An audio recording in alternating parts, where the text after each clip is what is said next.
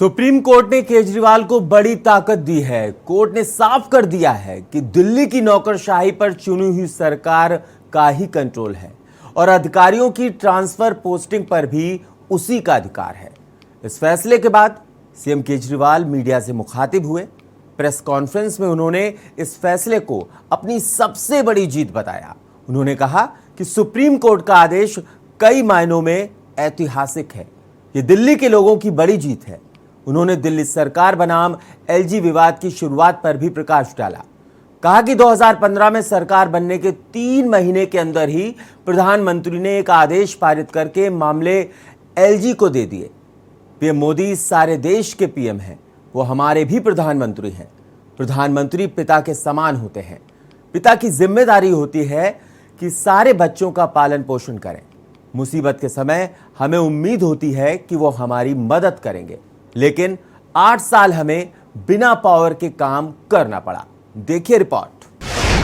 क्या है supreme court का आदेश? एलजी के पास दिल्ली से जुड़े सभी मुद्दों पर व्यापक प्रशासनिक अधिकार नहीं हो सकते।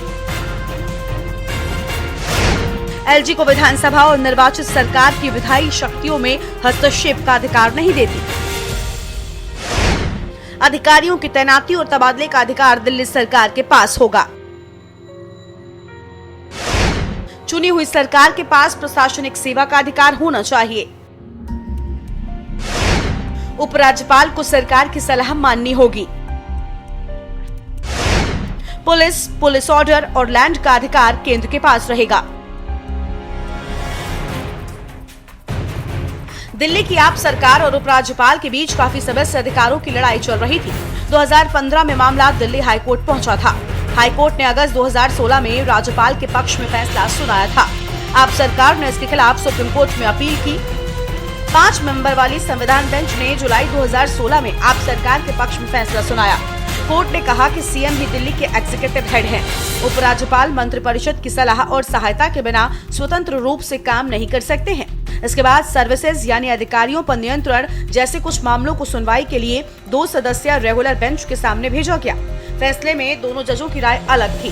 बता दें कि जजों की राय में मतभेद के बाद ये मामला 3 मेंबर वाली बेंच के पास गया। उन्होंने केंद्र की मांग पर पिछले साल जुलाई में इसे संविधान पीठ के पास भेज दिया। संविधान बेंच में जनवरी में 5 दिन इस मामले पर सुनवाई हुई और 18 जनवरी को अपना फैसला सुरक्षित कर लिया था। वहीं गुरुवार को सुप्रीम कोर्ट ने अफसरों पर कंट्रोल का अधिकार दिल्ली सरकार को दे दिया। साथ ही कहा कि उपराज्यपाल सरकार की सलाह पर ही काम करेंगे। इस फैसले को केजरीवाल सरकार की बड़ी जीत माना जा रहा है। तो वहीं सीएम अरविंद केजरीवाल ने फैसले को न्याय की जीत बताया है।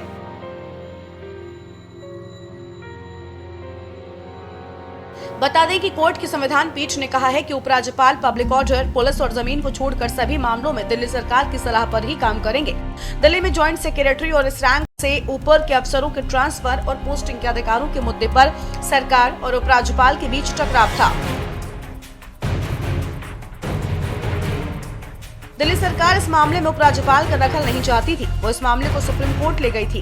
वहीं कोर्ट ने कहा कि दिल्ली भले ही पूर्ण राज्य न हो, लेकिन इसके पास कानून बनाने के अधिकार हैं।